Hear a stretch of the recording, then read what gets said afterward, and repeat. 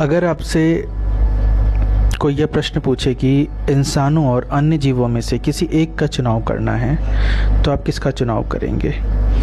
तो इंसान होने के नाते हमारा उत्तर होगा कि बिल्कुल हम इंसानों का ही चुनाव करेंगे, हम इंसानों को ही बचाएंगे। लेकिन एक बार आप इस खबर को पढ़िए।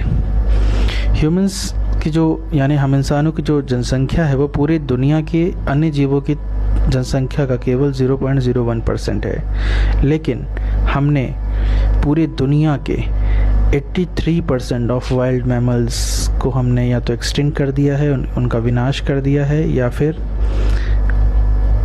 उनको बिल्कुल विलुप्त कर दिया है।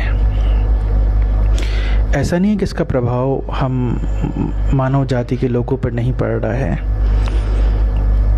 तरह तरह की बीमारियां आ रही हैं, नई तरह की बीमारियां आ रही हैं, नई तरह की परेशानियां आ रही हैं, और डॉक्टर्स उसे ऑटो इम्यून डिसीज़ कहने लगते हैं क्योंकि उनके पास उसका कोई सॉल्यूशन नहीं है, या उन जो किताबें वो पढ़ते हैं उसमें इसका कोई रेफरेंस नहीं दिया हुआ है कि ये कहाँ से आया, ये सोर्स कहाँ से आया। क्योंकि बीमारियां नहीं हैं, बीमारियां इसलिए हो रही हैं कि इसलिए नहीं हो रही कि हमारे इम्यून सिस्टम में गड़बड़ है।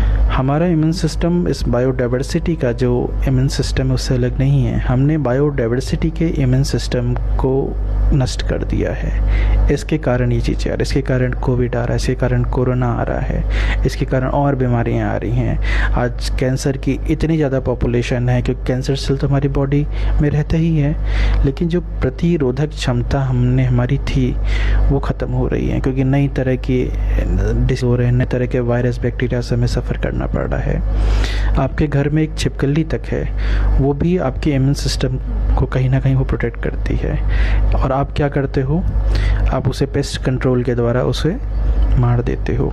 वो पता नहीं कितने, जब आप सोते हो रात में तो पता नहीं कितने वो वायरस बैक्टीरिया और कितने तरह के जीवों को से वो आपको बचाती है।